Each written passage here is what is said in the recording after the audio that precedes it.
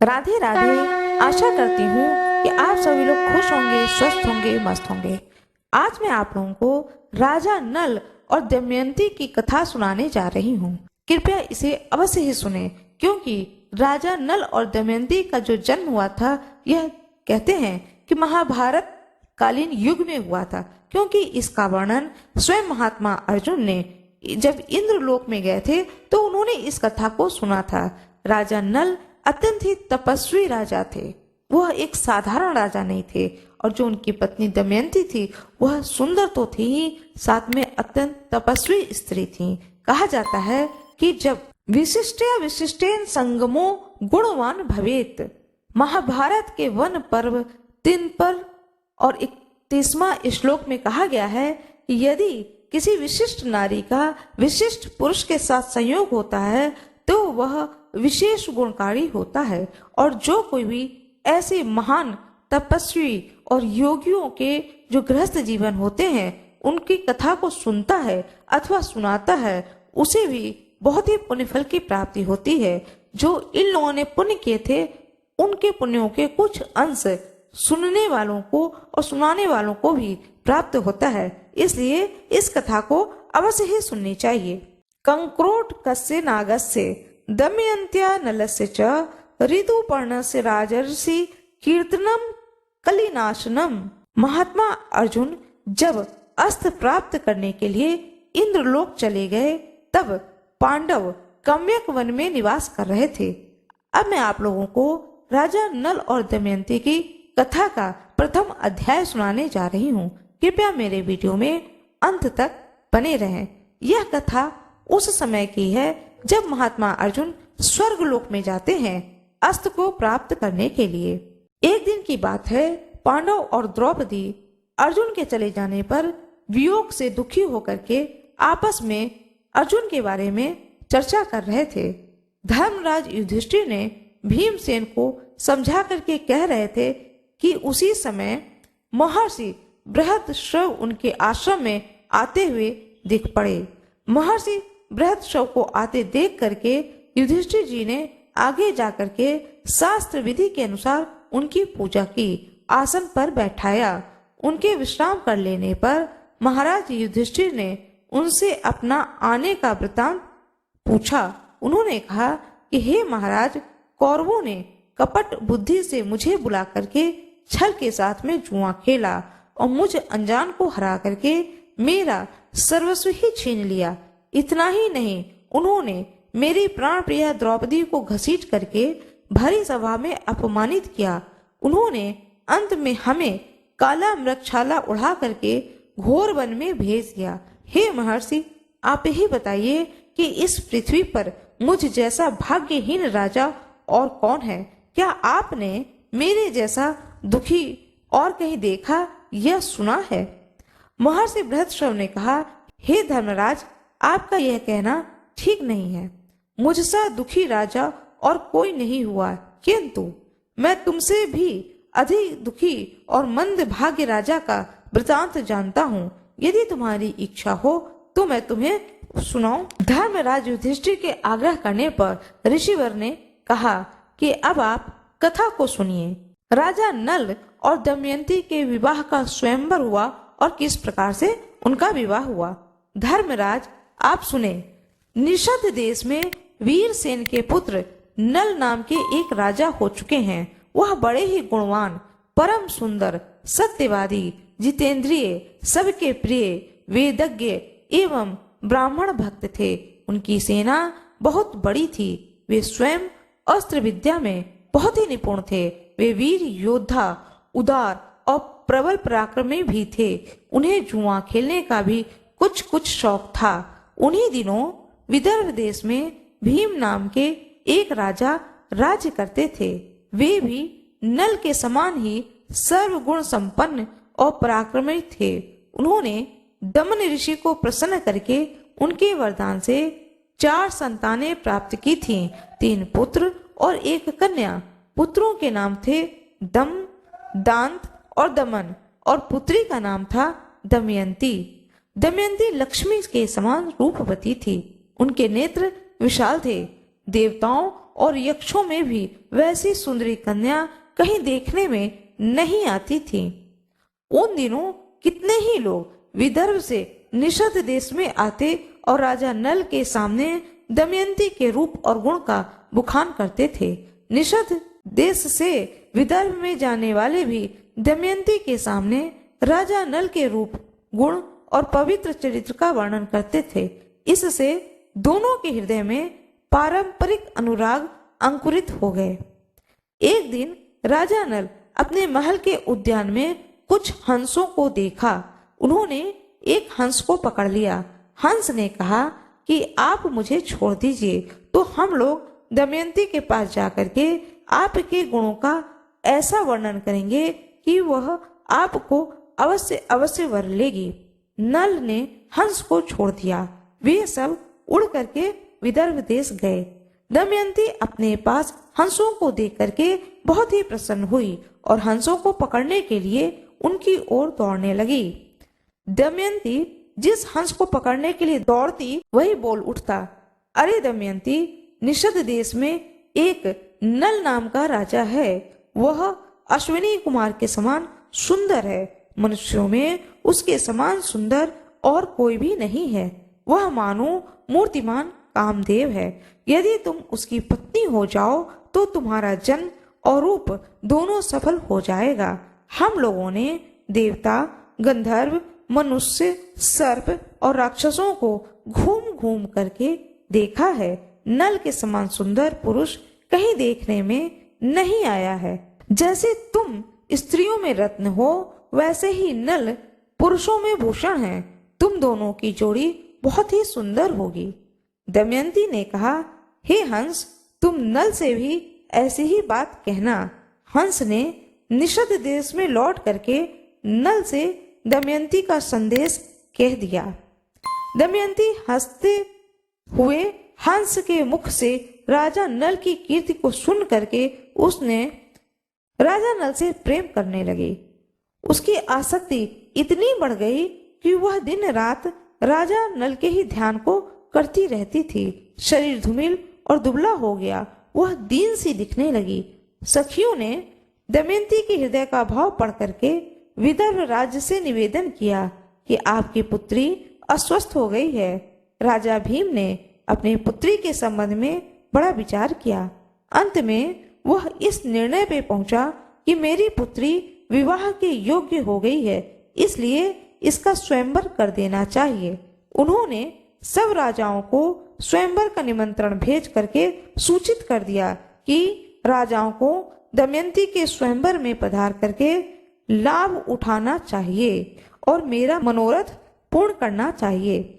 देश देश के नरपति हाथी, घोड़े और रथों की ध्वनि से पृथ्वी लोक को मुखरित करते हुए सज धज करके विदर्भ देश में पहुंचने लगे। भीम ने भी सबके स्वागत सत्कार की समुचित व्यवस्था की। देवर्षि नारद और पर्वत के द्वारा देवताओं को भी दमयंती के स्वयंवर का समाचार मिला। इंद्र आदि सभी लोकपाल भी अपनी मंडली और वाहनों सहित विदर्भ देश के लिए रवाना हो गए। जब नल का चित्त पहले से ही दमयंती पर आसक्त हो चुका था, उन्होंने भी दमयंती के स्वयंवर में सम्मिलित होने के लिए विदर्भ देश की यात्रा की। देवताओं ने स्वर्ग से उतरते समय देख लिया कि कामदेव के समान सुंदर नल दमयंती के स्वयंवर के लिए जा रहे हैं। नल की सूर्य के समान कांति और लोकोत्तर रूप संपत्ति से देवता भी चकित हो गए। उन्होंने पहचान लिया कि यह राजा नल है।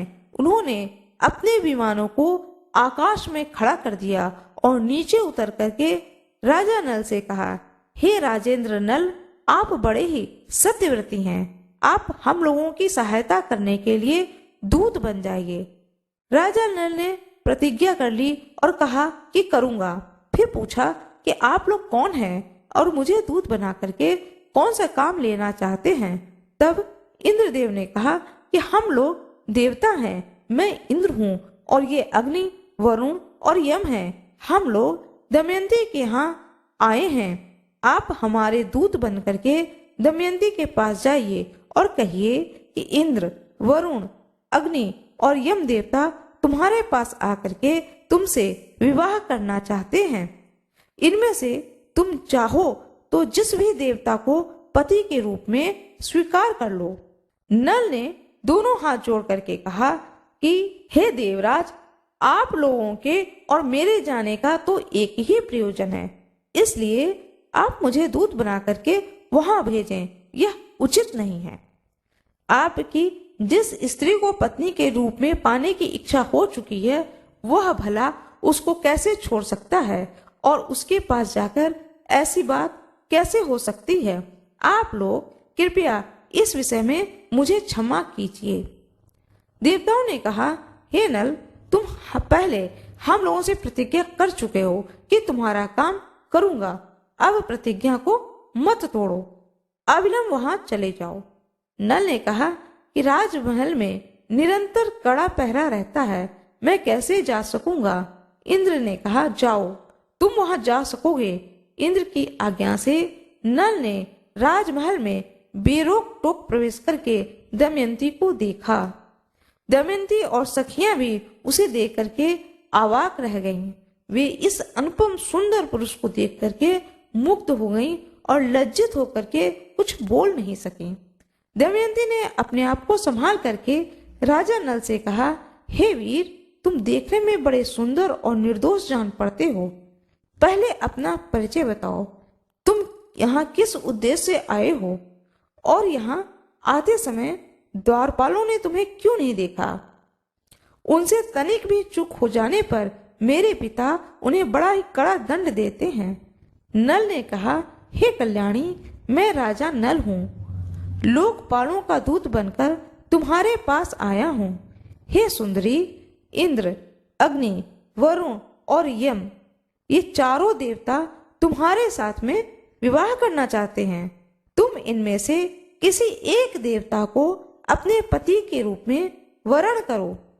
यही संदेश लेकर मैं तुम्हारे पास में आया हूँ।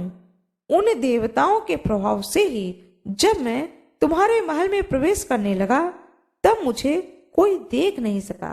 मैंने देवताओं का संदेश कह दिया, अब तुम्हारी जो इच्छा है सो करो। दमयंती ने बड़ी श्रद्धा के साथ देवताओं को प्रणाम करके मंद मंद मुस्कुरा करके राजा नल से कहा, हे नरेंद्र, आप मुझे प्रेम दृष्टि से देखिए और आज्ञा कीजिए कि मैं यथाशक्ति आपकी क्या सेवा करूं। मेरे स्वामी, मैंने अपना सर्वस्व और अपने आप को भी आपके चरणों में सौंप दिया है। आप मुझ पर विश्वास पूर्ण प्रेम कीजिए। जिस दिन से मैंने हंसों की बात सुनी, उसी दिन से मैं आपके लिए व्याकुल हो गई हूँ। आपके लिए मैंने राजाओं की भीड़ इकट्ठा की है। यदि आप मुझ दासी की प्रार्थना को अस्वीकार कर देंगे तो मैं विष खा करके या आग में जल करके या पानी में डूब करके या फांसी लगा करके आपके लिए मर जाऊंगी। राजा नल ने कहा, जब बड़े बड़े लोकपाल तुम्हारे प्रणय संबंध के प्रार्थी हैं, तब तुम मुझ मनुष्य को क्यों चाह रही हो। उन ऐश्वर्यशाली देवताओं के चरण रेणु के समान भी तो मैं नहीं हूँ। तुम अपना मन उन्हीं में लगाओ। देवताओं का अप्रिय करने से मनुष्य की मृत्यु हो जाती है। तुम मेरी रक्षा करो और उनको वरण कर लो।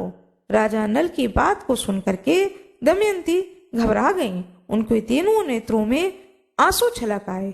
वह कहने लगी, मैं सब देवताओं को प्रणाम करके आपको ही पति रूप में वरण कर रही हूँ। यह मैं शपथ खा करके कह रही हूँ।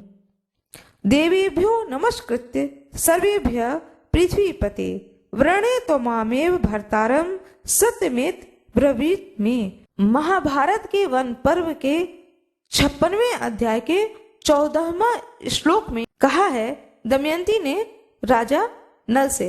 उस समय दमयंती का शरीर कांप रहा था और हाथ जुड़े हुए थे। राजा नल ने कहा, अच्छा, तुम ऐसा ही करो, परंतु यह तो बतलाओ कि मैं उनका यहाँ दूत बन करके संदेश पहुंचाने के लिए आया हूँ। यदि इस समय मैं अपना स्वार्थ बनाने लगूं तो कितनी बुरी बात है। मैं अपना स्वार्थ तो तभी बना सकता हूँ यदि वह धर्म के विरुद्ध न हो। तुम्हें भी ऐसा ही करना चाहिए। दमयंती ने गदगद कंठ से कहा, हे नरेश्वर, आपके लिए एक निर्दोष उपाय है।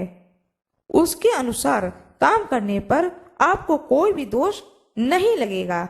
यह उपाय यह है कि आप उन लोकपालों के साथ स्वयंवर मंडप में आएं। मैं उनके सामने ही आपका वरण कर लूंगी, तब आपको दोष नहीं लगेगा। अब राजा नल देवताओं के पास आए। देवताओं के पूछने पर उन्होंने कहा कि आप लोगों की आज्ञा से दमयंती के महल में मैं गया। बाहर बूढ़े द्वारपाल पहरा दे रहे थे, परंतु उन्होंने आप लोगों के प्रभाव से मुझे नहीं देखा। केवल दमयंती और उनकी सखियों ने मुझे देखा। वे आश्चर्य में पड़ गए कि मैंने दमयंती के सामने आप लोगों का वर्णन किया, परंतु वह तो आप लोगों को न चाह करके मुझे ही वर्णन करने पर तुली हुई है। उसने कहा कि सब देवता आपके साथ स्वयंवर में आए, मैं उनके सामने ही आपका वरण कर लूंगी। इसमें आपको दोष नहीं लगेगा। मैंने आप लोगों के सामने सारी बातें कह दी हैं। अंतिम प्रमाण आप लोग ही हैं। राजा भीम ने शुभ मुहूर्त में स्वयंवर का समय रखा और लोगों को बुलवा भेजा। जब राजा अपने अपने निवास स्थान से आकर के स्वयंवर मंडप में यथा स्थान बैठने लगे, तेषा में हम सन्निध्यो तोमाम वरिष्यामि नैषद एव तुम महाबाहो दोषो न भवेतेति ह। यह जो मैंने आप लोगों को श्लोक सुनाया है, यह भी महाभारत के वन पर्व के 56वें अध्याय का 30वां श्लोक है। जब पूरी सभा में राजाओं से भर गई, सब लोग अपने अपने आसन पर बैठ गए, तब सुंदरी दमयंती अंग कांति से राजाओं के मन को और नेत्रों को अपनी ओर आकर्षित करती हुई रंग मंडप में आई। राजाओं का परिचय दिया जाने लगा। दमयंती एक एक को देख करके आगे बढ़ने लगी। एक ही स्थान पर नल के समान आकार और वेशभूषा के 5 इकट्ठे राजा बैठे हुए थे। दमयंती को संदेह हो गया और वह राजा नल को पहचान नहीं सकी। वह जिसकी ओर देखती वही राजा नल जान पड़ता। इसलिए विचार करने लगी कि मैं देवताओं को कैसे पहचानूं। ये तो सभी राजा नल का रूप धारण करे हुए हैं, मैं ये कैसे जानूं। उसे बड़ा ही दुख हुआ। अंत में दमयंती ने यह निश्चय किया कि देवताओं की शरण में जाना ही उचित है। वह हाथ जोड़ करके प्रणाम पूर्वक स्तुति करने लगी। वाचा च मनसा चैव नमस्कारम प्रजुज्य साह देवेभ्यो प्रांजल भूत्वा वेपमानो अब्रवीत हंसानां वचनम श्रुत्वा यथा मे नैषधो व्रतः पतित्वेन तेन सतेन देवा अस्तम प्रदिशन्तु मे मनसा वाचा चैव यथा नाविचराभ्यहं तेन सतेन विविधा अस्तमेव प्रदिशन्तु मे। महाभारत के वन पर्व के 57वां अध्याय के 16 और 18वां श्लोक है। इस प्रकार से दमयंती ने देवताओं का प्रणाम करके स्तुति की। देवताओं ने हंसों के मुंह से नल का वर्णन सुन करके मैंने उन्हें पति रूप से वर्णन कर लिया है। मैं मन से और वाणी से नल के अतिरिक्त और किसी को नहीं चाहती हूँ। देवताओं ने निषधेश्वर नल को ही मेरा पति बना दिया है तथा मैंने नल की आराधना के लिए यह व्रत आरंभ किया। मेरे इसी सत्य शपथ के बल पर देवता लोग मुझे उन्हें ही दिखला दें। ऐश्वर्यशाली लोकपालों, आप लोग अपना रूप प्रकट कर दें, जिससे कि मैं पुण्य लोक नरपति नल को पहचान लूं। देवताओं ने दमयंती का यह आर्त विलाप को सुना। उनके दृढ़ निश्चय, सच्चे प्रेम, आत्मशुद्धि, बुद्धि, भक्ति, नल परायणता को देख करके उन्होंने उसे ऐसी शक्ति दी जिससे देख करके वह देवता और मनुष्य में भेद कर सके। दमयंती ने देखा कि देवताओं के शरीर पर पसीना नहीं है, पलकें गिरती नहीं है, उनके गले में पड़ी पुष्पमाला कुम्हलाई नहीं है, शरीर पर मैल नहीं है, वे सिंहासन पर स्थित हैं, उनके पैर धरती को नहीं छूते हैं और उनकी परछाई नहीं पड़ती है। इधर नल के शरीर की छाया पड़ रही है, मारा कुम्हला गई है, शरीर पर कुछ धूल और पसीना भी है, पलकें बराबर गिर रही हैं, धरती छूकर स्थित हैं। दमयंती ने इन लक्षणों से देवताओं और पुण्य श्लोक नल को पहचान लिया। फिर धर्म के अनुसार राजा नल को वरण कर लिया। दमयंती ने कुछ सकुचा करके घूंघट काढ़ लिया और नल के गले में वरमाला डाल दी। देवता और महर्षि साधु साधु कहने लगे। राजाओं में हाहाकार मच गया। राजा नल ने आनंद अतिरेक से दमयंती का अभिनंदन किया। उन्होंने कहा, हे कल्याणी, तुमने देवताओं के सामने रहने पर भी उन्हें वरण न करके मुझको वरण किया, इसलिए तुम मुझको प्रेम परायण पति समझना। मैं तुम्हारी बात मानूंगा। जब तक मेरे शरीर में प्राण रहेंगे तब तक मैं तुमसे प्रेम करूंगा। यह मैं तुमसे शपथ पूर्वक सत्य कहता हूँ। दोनों ने प्रेम से एक दूसरे का अभिनंदन करके इंद्र आदि देवताओं की शरण को ग्रहण किया। देवता भी प्रसन्न हुए और उन्होंने नल को 8 वरदान दिए। इंद्र ने कहा, हे नल, तुम्हें यज्ञ में मेरा दर्शन होगा और उत्तम गति मिलेगी। अग्नि ने कहा कि जहाँ तुम मेरा स्मरण करोगे वहीं पर मैं प्रकट हो जाऊंगा और मेरे ही समान प्रकाशमय लोक तुम्हें प्राप्त होंगे। यमराज ने कहा कि तुम्हारी बनाई हुई रसोई बहुत मीठी होगी, तुम अपने धर्म में दृढ़ रहोगे। वरुण देवता ने कहा कि जहाँ तुम चाहोगे वहीं जल प्रकट हो जाएगा, तुम्हारी माला उत्तम गंध से परिपूर्ण रहेगी। इस प्रकार से एक एक देवता ने 2-2 वर दे करके अपने अपने लोक में चले गए। निमंत्रित राजा लोग भी विदा हो लिए। भीम ने प्रसन्न होकर के दमयंती और राजा नल के साथ में विधि पूर्वक विवाह कर दिया। राजा नल कुछ दिनों तक विदर्भ देश की राजधानी कुंडिलपुर में रहे। तदंतर राजा भीम की अनुमति को प्राप्त करके वे अपनी पत्नी दमयंती के साथ अपनी राजधानी में लौट आए। राजा नल अपनी राजधानी में धर्म के अनुसार प्रजा का पालन करने लगे। सचमुच उनके द्वारा राजा नाम सार्थक हो गया।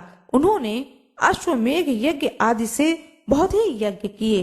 समय आने पर दमयंती के गर्भ से इंद्रसेन नाम के पुत्र और इंद्रसेना नाम की कन्या का भी जन्म हुआ। इस प्रकार से मैंने आप लोगों को राजा नल और दमयंती के प्रेम पूर्ण विवाह, जिसे कि गंधर्व विवाह कहा जाता है, उस विवाह का कथा का वर्णन सुनाया है। दूसरे अध्याय में कलयुग का दुर्भाव और जुओं में नल का हारना और नगर से निर्वासन, इस कथा को सुनाऊंगी। मेरा यह वीडियो आप लोगों को अच्छी लगी हो तो कृपया वीडियो को लाइक जरूर करिएगा। जैसा कि आप लोगों ने पिछले अध्याय में सुना, प्रथम अध्याय में सुना, राजा नल और दमयंती का किस प्रकार से स्वयंवर में उनका विवाह होता है और देवताओं ने भी अपना आशीर्वाद राजा नल और दमयंती को देते हैं। आज मैं आप लोगों को सुनाने जा रही हूँ राजा नल और दमयंती की कथा का दूसरा अध्याय। किस प्रकार से कलयुग का दुर्भाव, जुए में नल का हारना और नगर से निर्वासन करना।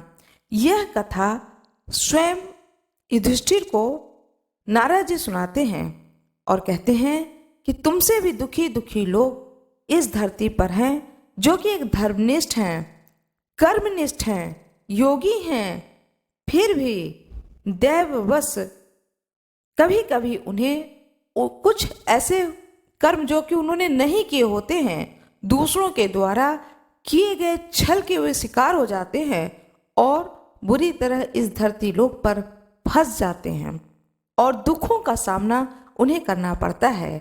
किस प्रकार से राजा नल, जो कि एक धर्मनिष्ठ थे, उनका समस्त धन वैभव समाप्त हो जाता है। इस कथा का अवश्य ही श्रवण करें। महर्षि बृहद्रश्व कहते हैं। हे युधिष्ठिर, जिस समय दमयंती के स्वयंवर से लौट करके इंद्र आदि लोकपाल अपने अपने लोकों में जा रहे थे, उस समय उनके मार्ग में ही कलयुग द्वारा द्वापर से भेंट हो गई। देवराज इंद्र ने पूछा, क्यों कलयुग, कहाँ से आ रहे हो? कलयुग ने कहा कि मैं दमयंती के स्वयंवर में उससे विवाह करने के लिए जा रहा हूँ। इंद्रदेव ने हंसकर कहा, अजी, वह स्वयंवर तो कभी का पूरा हो गया। दमयंती ने राजा नल को वरण कर लिया है और हम लोग सारे देवतागण ताकते ही रह गए। कलयुग ने क्रोध में भर करके कहा, ओह, तब तो बड़ा अनर्थ हुआ। उसने देवताओं की उपेक्षा करके मनुष्य को अपनाया, इसलिए उसको दंड देना चाहिए। एवं गुणम नलम यो वै काम इच्छे अपि काले क्रक्ष च नरके मजेद गाधे विपुल हृदय एवं उक्त्वा कलिम देवाम द्वापरम च दिवम ययुः। देवताओं ने कहा, दमयंती ने हमारी आज्ञा प्राप्त करके राजा नल को वरण किया है। वास्तव में नल सर्वगुण संपन्न और उसके योग्य है। वे समस्त धर्मों के मर्मज्ञ और सदाचारी हैं। उन्होंने इतिहास और पुराणों के सहित वेदों का अध्ययन किया है। वे धर्म अनुसार यज्ञ में देवताओं को तृप्त करते हैं, कभी किसी को सताते नहीं हैं, सत्यनिष्ठ हैं और दृढ़ निश्चयी हैं। उनकी चतुरता, धैर्य, ज्ञान, तपस्या, पवित्रता, दम और शम लोकपालों के समान हैं। उनको शाप देना तो नरक की धधकती आग में गिरना है। यह कह करके देवता लोग चले गए। अब कलयुग ने द्वापर युग से पूछा, अरे भाई, मैं अपने क्रोध को शांत नहीं कर सकता, इसलिए मैं नल के शरीर में निवास करूंगा। मैं उसे राजच्युत कर दूंगा, तब वह दमयंती के साथ नहीं रह सकेगा। इसलिए तुम भी जुए के पासों में प्रवेश करके मेरी सहायता करो। द्वापर ने उसकी बात को स्वीकार कर ली। द्वापर और कलयुग दोनों ही नल की राजधानी में आ बसे। 12 वर्ष तक वे इस बात की प्रतीक्षा में रहे कि राजा नल में कोई दोष हो, दोष बस एक बार दिख जाए।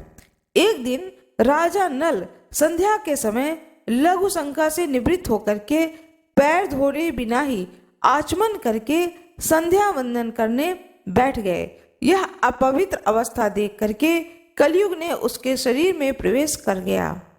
साथ ही दूसरा रूप धारण करके वह पुष्कर के पास गया और बोला, तुम नल के साथ जुआ खेलो और मेरी सहायता से जुए में राजा नल को जीत कर निषद देश का राज्य प्राप्त कर लो। पुष्कर उसकी बात को स्वीकार करके नल के पास गया। द्वापर भी पासों का रूप धारण करके उनके साथ हो लिया। जब पुष्कर ने राजा नल से बार बार जुआ खेलने का आग्रह किया, तब राजा नल दमयंती के सामने अपने भाई की बार बार की ललकार को सह न सके। उन्होंने उसी समय पासे खेलने का निश्चय कर लिया। उस समय नल के शरीर में कलयुग घुसा हुआ था, इसलिए राजा नल दांवों में सोना, चांदी, रथ, वाहन आदि सब कुछ लगाते गए और हारते गए। प्रजा और मंत्रियों ने बड़ी व्याकुलता के साथ राजा नल से मिलकर के जुए को रोकना चाहा। आकर के फाटक के सामने खड़े हो गए। उनका अभिप्राय जान करके द्वारपाल रानी दमयंती के पास गया और बोला कि आप महाराज से निवेदन कर दीजिए, आप धर्म और अर्थ के तत्वज्ञ हैं। आपकी सारी प्रजा आपका दुख सहन न होने के कारण कार्यवश दरवाजे पर आकर खड़ी है। दमयंती स्वयं दुख के मारे दुर्बल और अचेत हुई जा रही थी। उसने आंखों में आंसू भर करके गदगद कंठ से महाराज के सामने निवेदन किया, हे स्वामी, नगर की प्रजा भक्ति, राजभक्ति, प्रजा मंत्रिमंडल के लोग आपसे मिलने आए हैं और ड्योढ़ी पर खड़े हैं। आप उनसे मिल लीजिए। परंतु नल कलयुग का आवेश होने के कारण कुछ भी नहीं बोले। मंत्रिमंडल और प्रजा के लोग शोकग्रस्त होकर के लौट गए। पुष्कर और नल में कई महीनों तक जुआ होता रहा तथा राजा नल बराबर हारते गए। राजा नल जुए में जो पासे फेंकते वे बराबर ही उनके प्रतिकूल पड़ते। सारे धन हाथ से निकल गया। जब दमयंती को इस बात का पता चला, तब उसने बृहत सेना नाम की धाय के द्वारा राजा नल के सारथी वार्ष्णेय को बुलवाया। उसने कहा, सारथी, तुम राजा के प्रेम पात्र हो। अब यह बात तुमसे छिपी नहीं है कि महाराज बड़े संकट में पड़ गए हैं, इसलिए तुम घोड़ों को रथ में जोड़ लो और मेरे दोनों बच्चों को रथ में बैठा करके कुंडली नगर में ले जाओ। तुम रथ और घोड़ों को भी वहीं छोड़ देना।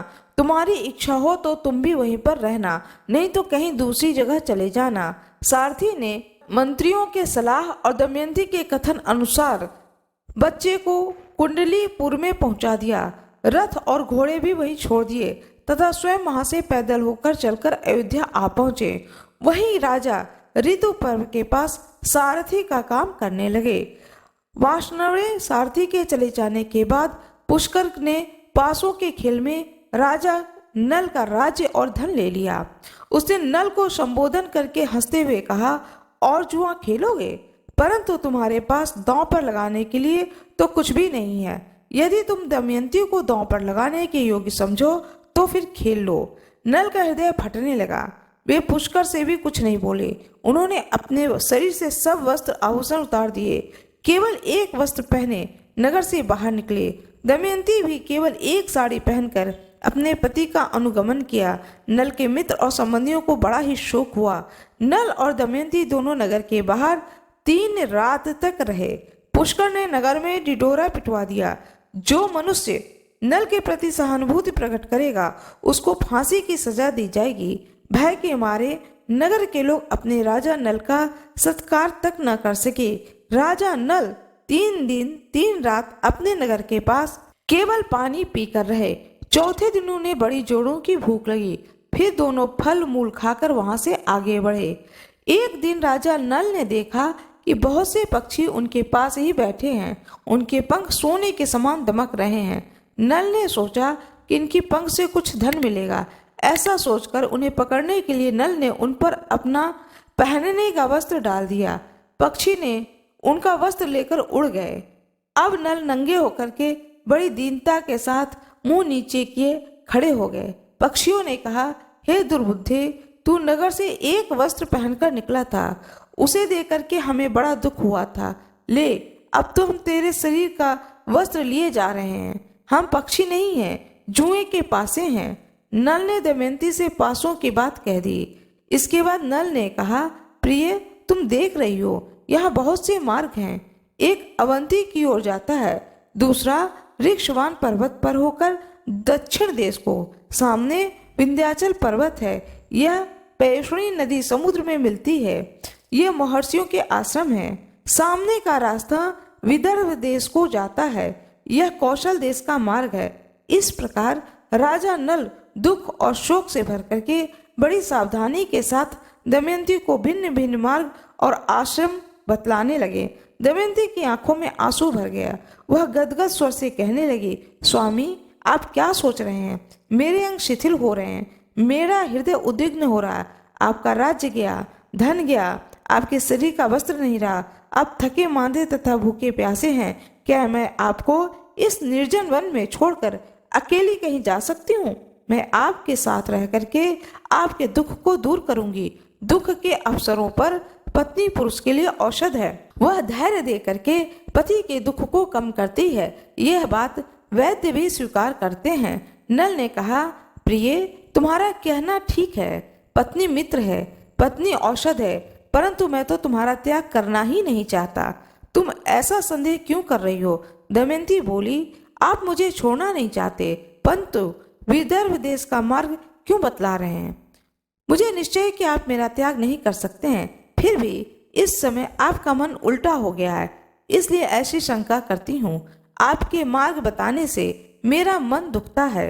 यदि आप मुझे मेरे पिता या किसी संबंधी के घर भेजना चाहते हैं तो ठीक है, हम दोनों साथ साथ चलते हैं। मेरे पिता आपका सत्कार करेंगे, आप वहाँ सुख से रहिएगा। नल ने कहा, प्रिय, तुम्हारे पिता राजा हैं और मैं भी कभी राजा था। इस समय मैं संकट में पड़ करके उनके पास नहीं जाऊंगा। राजा नल दमयंती को समझाने लगे। तदंतर दोनों एक ही वस्त्र से शरीर को ढक करके वन में इधर उधर घूमते रहे।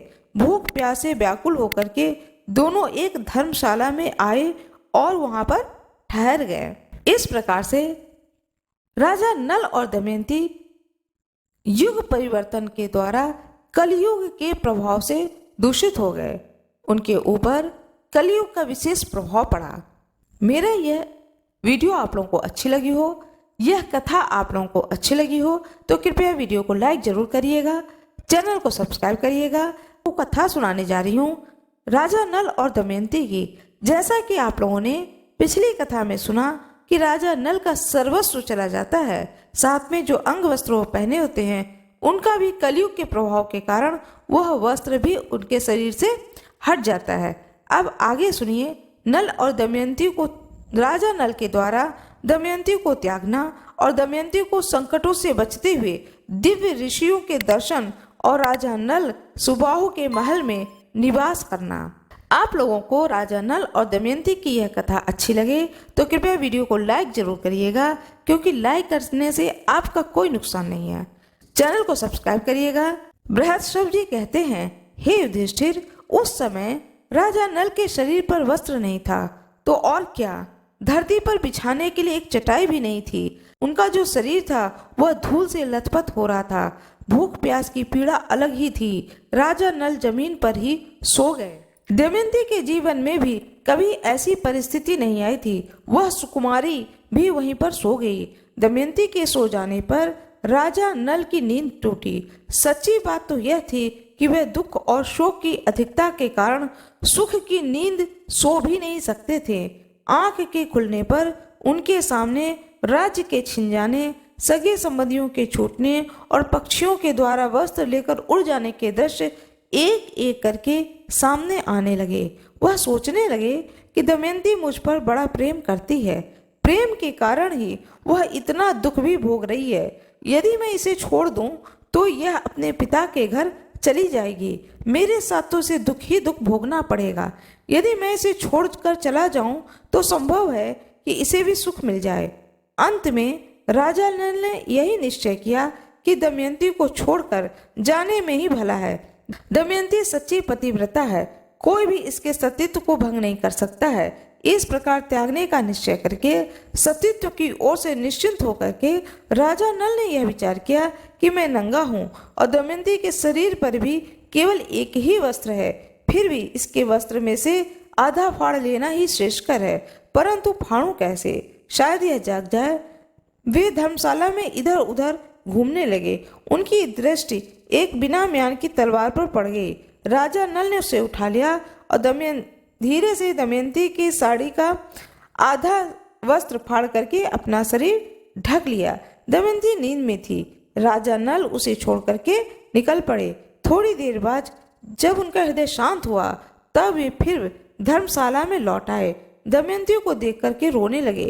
वे सोचने लगे कि अब तक मेरी प्राण प्रिया अंतःपुर की परदेश में रहती थी, इसे कोई छू भी नहीं सकता था। आज यह अनाथ के समान अपना वस्त्र पहने धूल में सो रही है। मेरे बिना दुखी होकर के वन में कैसे फिरेगी। हे प्रिय, तू धर्मात्मा है, इसलिए आदित्य, वसु, रुद्र, अश्विन कुमार, पवन देवता तेरी रक्षा करें। उस समय राजा नल का हृदय दुख के मारे टुकड़े टुकड़े हुआ जा रहा था। वे झूले की तरह बार बार धर्मशाला से बाहर निकलते और फिर लौट आते। शरीर में कलयुग का प्रवेश होने के कारण बुद्धि नष्ट हो गई थी। इसलिए अंततः वे अपनी प्राण प्रिया पत्नी को वन में अकेला ही छोड़ करके वहां से चले गए। जब दमयंती की नींद टूटी तब उसने देखा कि राजा नल वहां नहीं है। वह आशंका से भर करके पुकारने लगे, हे महाराज, हे स्वामी, हे मेरे सर्वस्व, आप कहाँ हैं? मैं अकेली डर रही हूँ, आप कहाँ गए हैं?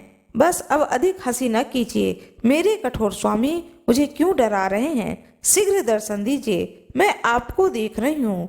लो, यह देख लिया। लताओं की आड़ में छुपकर क्यों चुप होकर के बैठे हैं? मैं दुख में पड़कर इतना विलाप कर रही हूँ और आप मेरे पास आकर धैर्य भी नहीं देते हैं। हे स्वामी, मुझे अपना या और किसी का शोक नहीं है।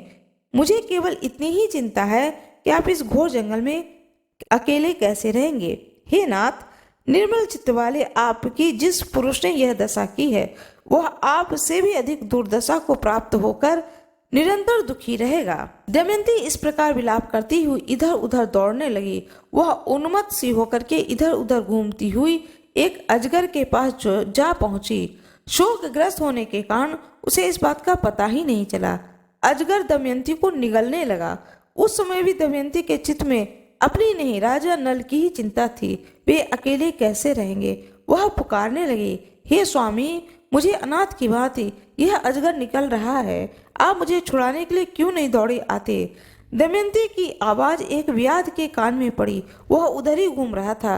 वह वहां दौड़कर आया और यह देखकर कि दमयंती को अजगर निगल रहा है, उसने तेज शस्त्र से अजगर का मुंह चीर डाला। उसने दमयंती को छुड़ाकर नहलाया, आश्वासन देकर भोजन कराया। दमयंती कुछ कुछ शांत हुई। व्याध ने पूछा, सुंदरी, तुम कौन हो? किस कष्ट में पड़ करके किस उद्देश्य से यहाँ आई हो? दमयंती ने व्याध से अपनी कष्ट भरी कहानी कही। दमयंती की सुंदरता, बोलचाल और मनोहरता देख करके व्याध जो है वह काम मोहित हो गया। वह मीठी मीठी बातें करके दमयंती को अपने वश में करने की चेष्टा करने लगा। दमयंती दुरात्मा व्याध के मन का भाव जान करके क्रोध के आवेश से प्रज्वलित हो गई। दमयंती ने व्याध के बलात्कार की चेष्टा को बहुत रोकना चाहा, परंतु जब वह किसी भी प्रकार से नहीं माना तब उसे श्राप दे दिया कि यदि मैंने निषद नरेश राजा नल को छोड़कर किसी और पुरुष को मन से भी चिंतन नहीं किया है तो यह पापी क्षुद्र व्याध मरकर जमीन पर गिर पड़े। दमयंती के मुंह से ऐसी बात निकलते ही व्याध के प्राण पखेरु उड़ गए और वह जले हुए ठूठ की तरह पृथ्वी पर गिर पड़ा। व्याध के मर जाने पर दमयंती राजा नल को ढूंढती हुई एक निर्जन और भयंकर वन में जा पहुंची। बहुत से पर्वत, नदी, नाले, जंगल, हिंसक पशु, पिशाच आदि को देखती हुई विरह के उन्माद में उसने राजा नल का पता पूछती हुई उत्तर की ओर बढ़ने लगी। 3 दिन 3 रात बीत जाने के बाद दमयंती ने देखा कि सामने एक बड़ा ही सुंदर तपोवन है। उस आश्रम में वशिष्ठ, भृगु और अत्रि के समान मित्रभोजी, संयमी, पवित्र, जितेंद्रिय और तपस्वी ऋषि निवास कर रहे हैं। वे वृक्षों की छाल अथवा मृगछाला धारण किए हुए थे। दमयंती को कुछ धैर्य मिला। उसने आश्रम में जाकर बड़ी नम्रता के साथ तपस्वी ऋषियों को प्रणाम किया और हाथ जोड़ करके खड़ी हो गई। ऋषियों ने कहा, स्वागत है कह करके दमयंती का सत्कार किया और बोले, बैठ जाओ, हम तुम्हारा क्या काम करें। दमयंती ने भद्र महिला के समान पूछा, आपकी तपस्या, अग्नि, धर्म और पशु पक्षी तो सकुशल है न? आपके धर्माचरण में भी कोई विघ्न नहीं पड़ता है। ऋषियों ने कहा, कल्याणी, हम तो सब प्रकार से सकुशल हैं। तुम कौन हो और किस उद्देश्य से यहाँ आई हो? हमें बड़ा ही आश्चर्य हो रहा है। क्या तुम वन, पर्वत, नदी की अधिष्ठात्री देवता हो?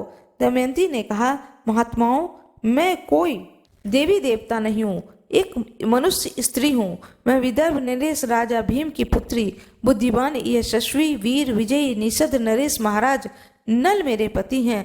कपट द्वित के विशेषज्ञ एवं दुरात्मा पुरुषों ने मेरे धर्मात्मा पति को जुआ खेलने के लिए उत्साहित करके उनका राज्य और धन ले लिया। मैं उन्हीं की पत्नी दमयंती हूँ। संयोगवश वे मुझसे बिछुड़ गए हैं। मैं उन्हीं रण बाकुरे, शास्त्र विद्या कुशल एवं महात्मा पति देव को ढूंढने के लिए वन वन भटक रही हूँ। मैं यदि उन्हें शीघ्र ही नहीं देख पाऊंगी तो जीवित नहीं रह सकूंगी। उनके बिना मेरा जीवन निष्फल है। वियोग के दुख को मैं कब तक सह सकूंगी। तपस्वियों ने कहा, कल्याणी, हम अपनी तपः शुद्ध दृष्टि से देख रहे हैं कि तुम्हें आगे बहुत सुख मिलेगा। थोड़े ही दिनों में राजा नल का दर्शन होगा। धर्मात्मा निषद नरेश थोड़े ही दिनों में समस्त दुखों से छूट करके संपत्तिशाली निषद देश पर राज्य करेंगे। उनके शत्रु भयभीत होंगे, मित्र सुखी होंगे और कुटुंब उन्हें अपने बीच में पाकर आनंदित होंगे। इस प्रकार कह करके वह सब तपस्वी अपने आश्रम के साथ अंतर ध्यान हो गए।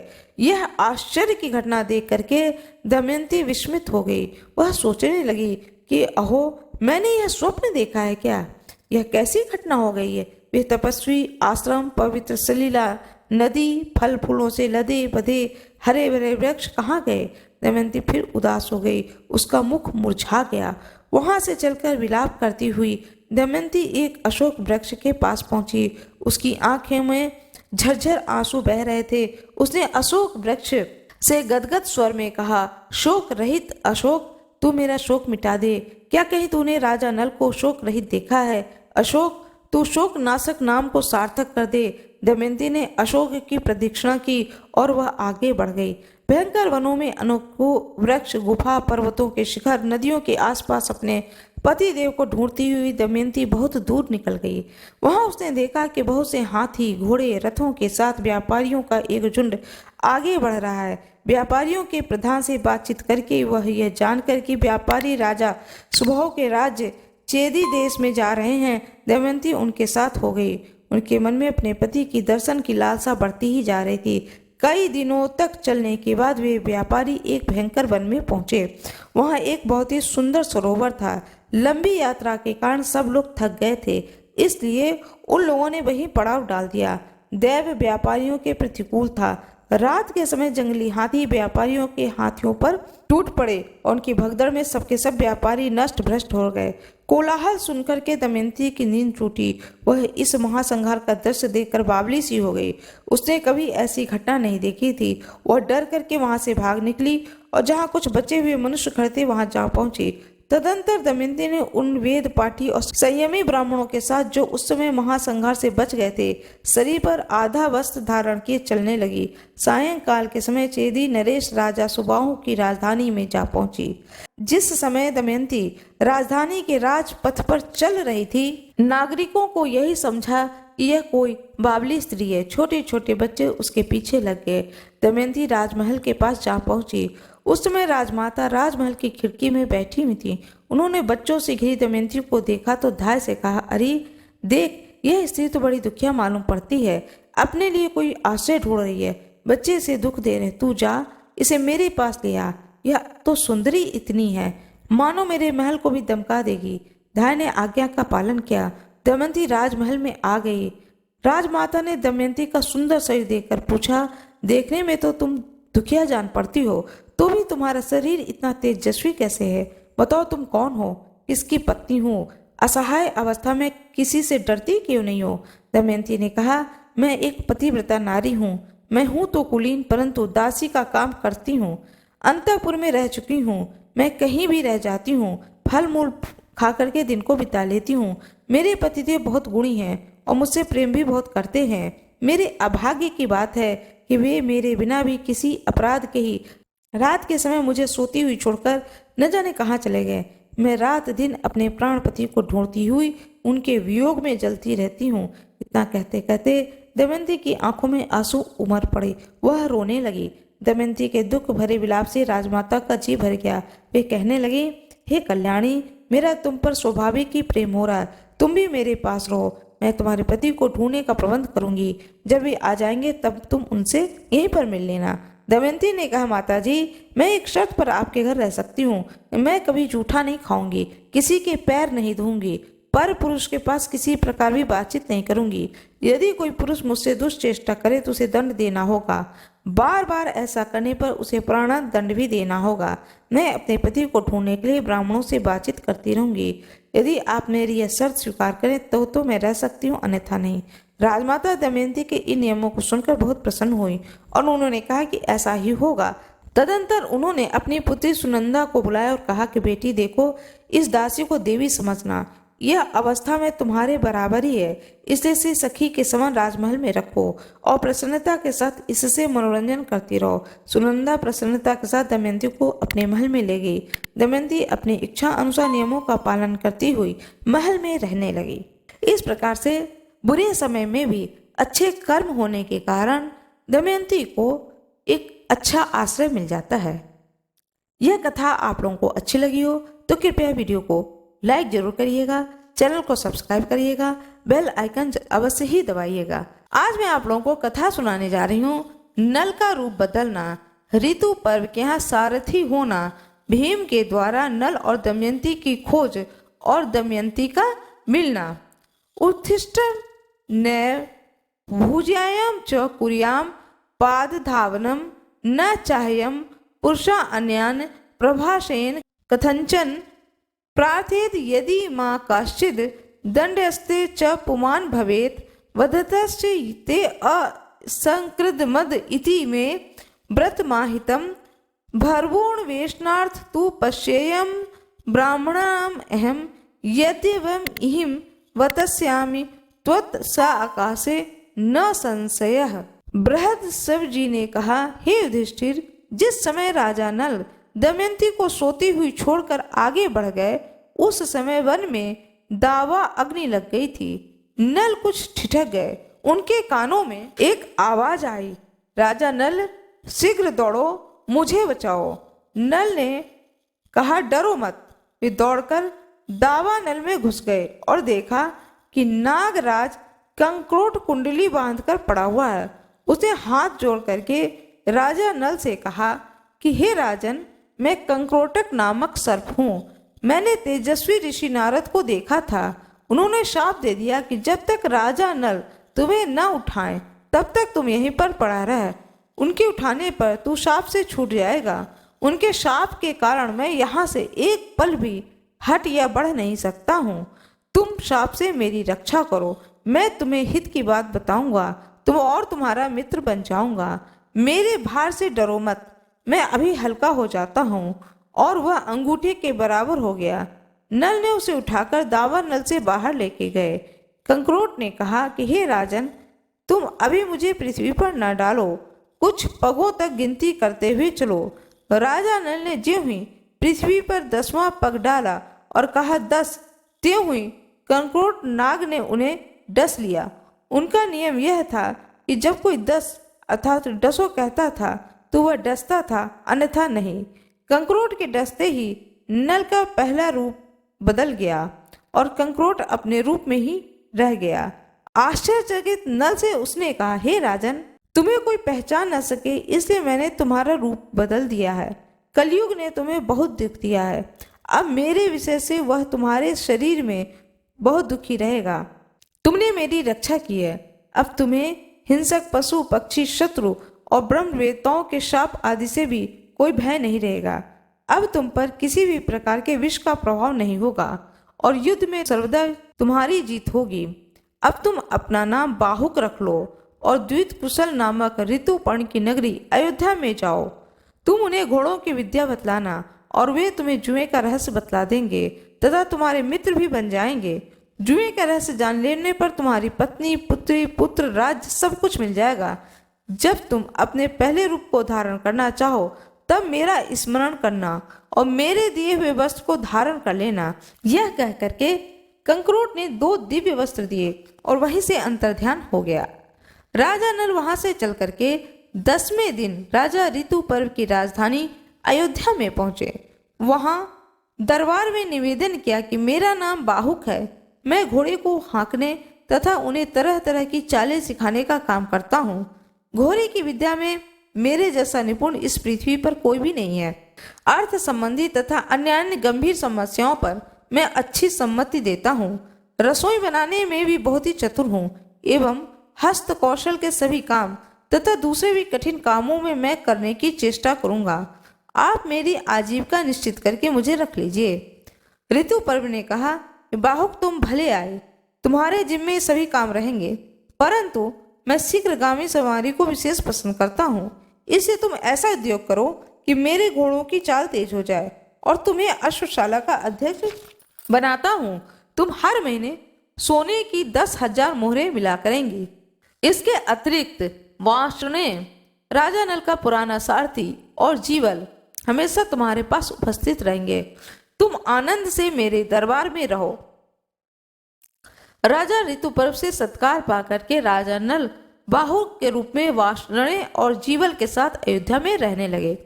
राजा नल प्रतिदिन रात को दमयंती का स्मरण करके कहा करते थे, हाय हाय तपस्विनी दमयंती भूख प्यास से घबरा करके थकी मांदी उस मूर्ख का स्मरण करती होगी और न जाने कहाँ सोती होगी। भला वह अपने जीवन निर्वाह के लिए किसके पास चली जाती होगी। इसी प्रकार से अनेक बातों को सोचते हुए इस प्रकार ऋतु पर्व के पास रहते थे कि उन्हें कोई पहचान ना सके। जब विदर्भ नरेश भीम को यह समाचार मिला कि मेरे दामाद राजा नल राज्यच्युत होकर के मेरी पुत्री के साथ वन में चले गए, तब उन्होंने ब्राह्मणों को बुलवाया, उन्हें बहुत सा धन देकर कहा कि आप लोग पृथ्वी पर सर्वत्र जा करके नल और दमयंती का पता लगाइए और उन्हें ढूंढ करके लाइए, जो ब्राह्मण यह काम पूरा कर लेगा उसे 1 सहस्त्र गौएं और जागीर दी जाएंगी। यदि आप लोग उन्हें ला न सके तो केवल उनका पता ही लगा लाएं तो भी 10,000 गौएं दी जाएंगी।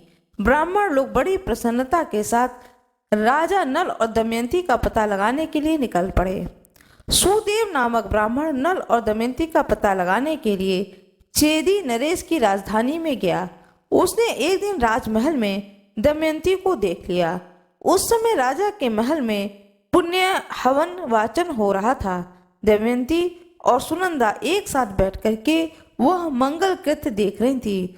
सुदेव नामक ब्राह्मण ने दमयंती को देखकर सोचा कि वास्तव में यही भीम नंदिनी है। मैंने इसका जैसा रूप पहले कभी नहीं देखा था, वैसा ही आज भी मैं देख रहा हूँ। बड़ा अच्छा हुआ, इसे देख लेने से मेरी यात्रा सफल हो गई। सुदेव दमयंती के पास गया और बोला, हे विदर्भ नंदिनी, मैं तुम्हारे भाई का मित्र सुदेव ब्राह्मण हूँ। राजा भीम की आज्ञा से तुम्हें ढूंढने के लिए यहाँ आया हूँ। तुम्हारे माता पिता और भाई सानंद हैं। तुम्हारे दोनों बच्चे भी विदर्भ देश में सकुशल हैं। तुम्हारे विछोह से सभी कुटुंबी प्राणहीन से हो रहे हैं और तुम्हें ढूंढने के लिए सैकड़ों ब्राह्मण पृथ्वी पर घूम रहे हैं। दमयंती ने ब्राह्मण को पहचान लिया। वह क्रम क्रम से सबका कुशल मंगल पूछने लगी और पूछते पूछते ही रो पड़ी। सुनंदा दमयंती को बात करते करते रोते देख करके घबरा गई। उसने अपनी माता के पास जाकर सब हाल कहा। राजमाता तुरंत अंतःपुर से बाहर निकल आईं और ब्राह्मण के पास जाकर पूछने लगी कि हे महाराज, यह किसकी पत्नी है, किसकी पुत्री है और अपने घर वालों से कैसे बिछुड़ गई है? तुमने इसे कैसे पहचाना? सुदेव ने नल और दमयंती का पूरा चरित्र सुनाया और कहा कि जैसे राख में दबी हुई आग गर्मी से जान ली जाती है, वैसे ही इस देवी के सुंदर रूप और ललाट से मैंने इसे पहचान लिया। सुनंदा ने अपने हाथों से दमयंती का ललाट धो दिया, जिससे उसकी भौं के बीच का लाल चिन्ह चंद्रमा के समान प्रकट हो गया। ललाट का वह तिल देख करके सुनंदा और राजमाता दोनों ही रो पड़ी। उन्होंने 2 घड़ी तक दमयंती को अपने छाती से लगा के रखा। राजमाता ने कहा कि दमयंती, मैंने इस तिल से पहचाना कि तुम मेरी बहन की पुत्री हो। तुम्हारी माता मेरी सगी बहन है। हम लोग दोनों दशाण देश के राजा सुदामा की पुत्री हैं। तुम्हारा जन्म मेरे पिता के घर में ही हुआ था। उस समय मैंने तुम्हें देखा था। जैसे तुम्हारे पिता का घर तुम्हारा है, वैसे ही यह घर भी तुम्हारा ही है। यह संपत्ति जैसे मेरी है, वैसे ही तुम्हारी भी है। दमयंती बहुत ही प्रसन्न हुई। उसने अपने मौसी को प्रणाम करके कहा, माँ, तुमने मुझे पहचाना नहीं तो क्या हुआ? मैं रही हूँ यहाँ लड़की की ही तरह। तुमने मेरी अभिलाषाएं पूर्ण की हैं तथा मेरी रक्षा की है। इसमें मुझे संदेह नहीं है कि मैं अब यहाँ और भी सुख से रहूंगी, परंतु मैं बहुत दिनों से घूम रही हूँ। मेरे छोटे छोटे 2 बच्चे हैं जो कि पिताजी के घर में हैं। वे अपने पिता के वियोग से दुखी होते होंगे। न जाने उनकी क्या दशा होगी। ये आप यदि मेरा हित चाहती हैं तो मुझे विदर्भ देश में भेजकर मेरी इच्छा को पूर्ण करें।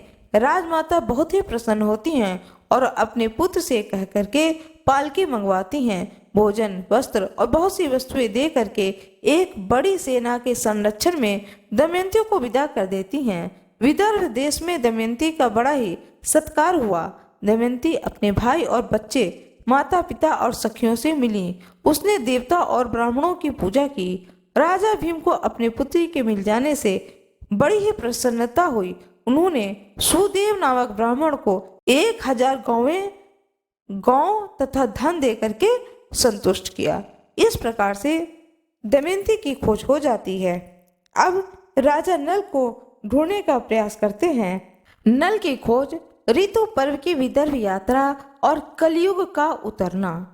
बृहस्पति जी युधिष्ठिर से कहते हैं कि अपने पिता के घर एक दिन विश्राम करके दमयंती ने अपनी माता से कहा कि माता जी, मैं आपसे सत्य कहती हूँ, यदि आप मुझे जीवित रखना चाहती हो तो मेरे पति देव को ढूंढवाने का उद्योग कीजिए। क्वम तु त्वाम किंचित व छित्वा व श्राद्ध प्रशिष्ठो मम उत्सृजते विपिने सुप्ता रुप्त रक्ताम प्रियाम प्रिय सा वै यथा त्वया दृष्टा तथा आत स्ते त्वत् प्रतीक्षणी। देहमाना भृशम वाला वस्त्र धारणे नाविसंभृता। राजा ने अपने आश्रित ब्राह्मणों को बुलवाया और राजा नल को ढूंढने के लिए उन्हें नियुक्त कर दिया। ब्राह्मणों ने दमयंती के पास जाकर के कहा, अब हम राजा नल का पता लगाने के लिए जा रहे हैं। दमयंती ने ब्राह्मणों से कहा कि आप लोग जिस राज्य में जाएं, वहां मनुष्यों की भीड़ में एक बात कहें, मेरे प्यारे छलिया, तुम मेरी साड़ी में से आधी साड़ी फाड़ कर मुझे दासी को वन में सोती छोड़कर कहाँ चले गए? तुम्हारी वह दासी अभी भी उसी अवस्था में आधी साड़ी पहने तुम्हारे आने की बाट जोह रही है और तुम्हारे वियोग के दुख से दुखी हो रही है। उनके सामने मेरी दशा का वर्णन कीजिएगा और ऐसी बात कहिएगा जिससे कि वे प्रसन्न हो और मुझ पर कृपा करें। मेरी बात कहने पर यदि आप लोगों को कोई उत्तर दे तो वह कौन है और कहाँ रहता है, इन बातों का पता लगा लीजिएगा। उनका यह उत्तर याद रख कर मुझे सुनाइएगा। इस बात का भी ध्यान रखिएगा कि आप लोग यह बात मेरी आज्ञा से कह रहे हैं उसे मालूम ना हो पावे। ब्राह्मणगण दमयंती के निर्देश के अनुसार राजा नल को ढूंढने के लिए निकल पड़े। बहुत दिनों तक ढूंढते और खोजने के बाद में पार्षद नामक ब्राह्मण ने महल में आकर के दमयंती से कहा, हे राजकुमारी, मैं आपके दिशा निर्देश अनुसार निषद नरेश नल का पता लगाता हुआ अयोध्या जा पहुंचा। वहां पर मैंने राजा ऋतु पर्व के पास जाकर भरी सभा में तुम्हारी बात दोहराई, परंतु वहां किसी ने कुछ उत्तर नहीं दिया। जब मैं चलने लगा तब उनके बाहुक नामक सारथी ने मुझे एकांत में बुला करके कुछ कहा। देवी, वह सारथी राजा ऋतु पर्व के घोड़ों को शिक्षा देता है, स्वादिष्ट भोजन बनाता है, परंतु उसके हाथ छोटे छोटे और शरीर कुरूप है। उसने लंबी सांस लेकर के रोते हुए कहा कि कुलीन स्त्रियां घोर संकट पाने पर भी अपने शील की रक्षा करती हैं और अपने सतीत्व के बल पर स्वर्ग को जीत लेती हैं। कभी उनका पति त्याग भी देते हुए क्रोध नहीं करती हैं, अपने सदाचार की रक्षा करती हैं। वैषम्य अपि संप्राप्ता गोपयन्ति कुल स्त्रियः आत्मना सत्योजित स्वर्गो न संशयः रहितं भर्तभिश्चैव च कुलयन्ति कदाचन प्राणाश्च चरित्रवान धारयन्ति वर स्त्रियः। त्यागने वाला पुरुष विपत्ति में पड़ने के कारण दुखी और अचेत हो रहा है, इसलिए उस पर क्रोध करना उचित नहीं है। माना कि पति ने अपनी पति का योग्य सत्कार नहीं किया, परंतु उस समय राज्य लक्ष्मी से च्युत, क्षुधा, आतुर, दुखी और दुर्दशा ग्रस्त था। ऐसी अवस्था पर उस पर क्रोध करना उचित नहीं है। जब वह अपनी प्राण रक्षा के लिए जीविका चाह रहा था तब पक्षी उसके वस्त्र लेकर उड़ गए। उसके हृदय की पीड़ा असहनीय थी। राजकुमारी बाहु की यह बात सुनकर मैं तुम्हें सुनाने के लिए आया हूँ। तुम जैसा उचित समझो करो, चाहो तो महाराज से भी कह दो। ब्राह्मण की बात को सुन करके दमयंती की आंखों में आंसू भर आए। उसने अपनी माँ से एकांत में कहा कि माताजी, आप यह बात पिताजी से न कहें। मैं सुदेव ब्राह्मण को इस काम में नियुक्त करती हूँ।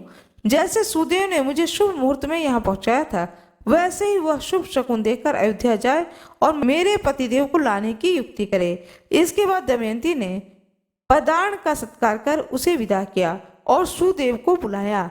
दमयंती ने सुदेव से कहा, हे ब्राह्मण देवता, आप शीघ्र से शीघ्र अयोध्या नगरी में जाकर के ऋतु पर्व से यह बात कहिए कि भीमपुत्री दमयंती फिर से स्वयंवर में इच्छा के अनुसार पति वरण करना चाहती है। बड़े बड़े राजा और राजकुमार जा रहे हैं। स्वयंवर की तिथि कल ही है, इसलिए यदि आप पहुंच सके तो वहां जाइए। नल के जीने अथवा मरने का किसी को पता नहीं है, इसलिए कल वह सूर्योदय के समय दूसरे पति का वरण करेगी। दमयंती की बात को सुन करके सुदेव अयोध्या गए। उन्होंने ऋतुपर्व से सब बातें कह दी। राजा ऋतुपर्व ने सुदेव ब्राह्मण की बात को सुन करके बाहुक को बुलाया और मधुर वाणी से समझाकर कहा कि बाहुक, कल दमयंती का स्वयंवर है। मैं एक ही दिन में विदर्भ देश में पहुंचना चाहता हूं, परंतु यदि तुम इतना जल्दी वहां पहुंच जाना संभव समझो तभी मैं वहां जाऊंगा। ऋतु पर्व की बात सुन करके राजा नल का कलेजा फटने लगा। उन्होंने अपने मन में सोचा कि दमयंती दुख से अचेत होकर कि ऐसा कहा होगा। संभव है कि वह ऐसा करना चाहती हो, परंतु नहीं, उसने मेरी प्राप्ति के लिए ही यह युक्ति की होगी। वह पतिव्रता, तपस्विनी और दीन है। मैंने दुर्बुद्धिवश उसे त्याग करके बड़ी क्रूरता की है। अपराध मेरा ही है, वह कभी ऐसा नहीं कर सकती। अस्तु क्या है सत्य है और क्या असत्य है, यह बात तो वहां जाने पर ही मालूम होगी, परंतु ऋतु पर्व की इच्छा पूरी करने से भी मेरा स्वार्थ भी है। बाहुक ने अपने हाथ जोड़ करके कहा कि मैं आपके कथन अनुसार काम करने की प्रतिज्ञा करता हूँ। बाहुक अश्वशाला में जा करके श्रेष्ठ घोड़ों की परीक्षा करने लगा। नल ने अच्छी जाति के 4 शीघ्रगामी घोड़े रथ में जोत लिए। राजा ऋतुपर्व रथ पर सवार हो गए। जैसे आकाशचारी पक्षी आकाश में उड़ते हैं, वैसे ही बाहुक का रथ थोड़े ही समय में नदी, पर्वत और वनों को लांघने लगा। एक स्थान पर ऋतुपर्व का दुपट्टा नीचे गिर गया। उन्होंने बाहुक से कहा, रथ रोको, मैं वाश्रय से उसे उठवा मंगाऊं। नल ने कहा, आपका वस्त्र गिरा तो अभी है, परंतु अब हम वहां से 1 योजन आगे निकल आए हैं, अब वह नहीं उठाया जा सकता। जिस समय की बात हो रही थी उस समय वह रथ एक वन में चल रहा था। ऋतुपर्व ने कहा कि बाहुक, तुम मेरी गणित विद्या की चतुराई देखो। सामने के वृक्ष में जितने पत्ते और फल दिख रहे हैं, उनके अपेक्षा भूमि पर गिरे हुए फल और पत्ते 100 से 1 गुने अधिक है। इस वृक्ष की दोनों शाखाओं और टहनियों पर 5 करोड़ पत्ते हैं, 2095 फल हैं। तुम्हारी इच्छा हो तो गिन लो। बाहुक ने रथ खड़ा कर दिया और कहा कि मैं इस बहेड़ के वृक्ष को काटकर इसके फलों और पत्तों को ठीक ठीक गिनकर ही निश्चय करूंगा। बाहुक ने वैसा ही किया। फल और पत्ते उतने हुए जितना राजा ने बताए थे। नल आश्चर्यचकित हो गया। बाहुक ने कहा, आपकी विद्या अद्भुत है, आप अपनी विद्या बतला दीजिए। ऋतुपर्व ने कहा कि गणित विद्या की ही तरह मैं पासों के वशीकरण विद्या में भी ऐसा ही निपुण हूँ। बाहुक ने कहा कि मुझे यह विद्या भी सिखा दो, मैं आपको घोड़े की विद्या सिखा दूंगा। ऋतुपर्व को विदर्भ देश पहुंचने की बहुत जल्दी थी और अश्व विद्या सीखने का लोभ भी था, इसलिए उन्होंने राजा नल को पासे की विद्या सिखा दी और कहा कि अश्व विद्या तो मुझे सिखा देना, मैंने तुम्हारे पास धरोहर छोड़ दिया है। जिस समय राजा नल ने पासों की विद्या सीखी, उसी समय कलयुग के कर्कोट नाग के तीछे विष जो है वह उगलता हुआ नल के शरीर से बाहर निकल गया। कलयुग के बाहर निकलने पर नल को बड़ा ही क्रोध आया और उन्होंने उसे शाप देना चाहा।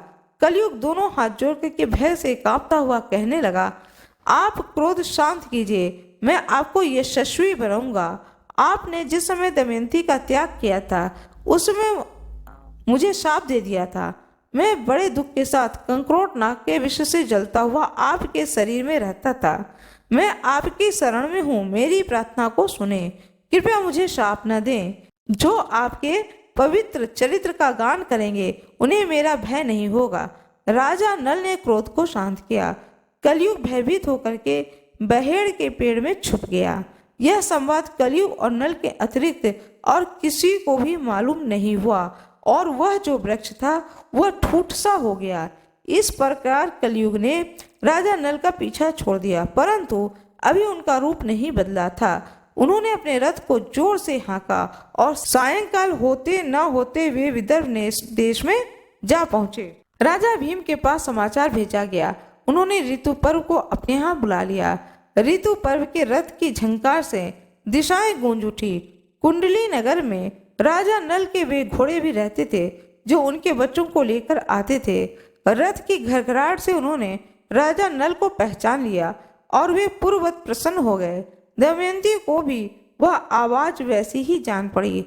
दमयंती कहने लगी, इस रथ की घरघराहट मेरे चित्त में उल्लास पैदा कर रही है। अवश्य इसको हाँकने वाला मेरा पति देव ही है। यदि आज वे मेरे पास नहीं आएंगे तो मैं धधकती हुई आग में कूद पड़ूंगी।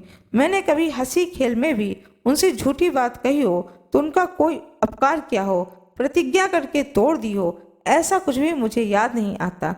वे शक्तिशाली, क्षमावान, वीर, दाता और एक पत्नी व्रती हैं। उनके वियोग से मेरी छाती फट रही है। दमयंती महल की छत पर चढ़ करके रथ का आना और उस पर से रथी और सारथी का उतरना देख रही थी। इस प्रकार से मैंने आप लोगों को राजा नल की कथा को सुनाया है कि राजा नल और दमयंती को राजा भीम ने किस प्रकार से ढूंढ निकाला है और उनके कष्ट के दिन समाप्त हो गए। मेरे द्वारा यह सुनाई गई राजा नल और दमयंती की कथा आप लोगों को अच्छी लगी हो तो कृपया वीडियो को जरूर लाइक करिएगा। जैसा कि पिछली कथा में आप लोगों को मैंने सुनाया कि दमयंती राजा नल के वियोग में महल के छत पर चढ़ करके रथ के आने का इंतजार करने लगी और बार बार देख रही थी कि रथ पर से जो सारथी उतर रहा है वह देखने में कैसा है, और मन ही मन उसके मन में विचार आ रहे थे कि मैं धधकती हुई आग में कूद पड़ूंगी। मैंने कभी हंसी खेल में भी अपने पति से कोई झूठ बात नहीं कही है, उनका कोई भी अपकार नहीं किया है, प्रतिज्ञा करके भी नहीं तोड़ी है। इस तरह से मैंने एक पत्नी व्रती रह करके अपने पत्नी धर्म को निभाया है। अब मैं आगे की कथा आप लोगों को सुनाने जा रही हूँ। दमयंती के द्वारा राजा नल की परीक्षा, पहचान, मिलन, राज्य प्राप्ति और कथा का उपसंहार। राजा नल और दमयंती की कथा आज पूर्ण हो जाएगी।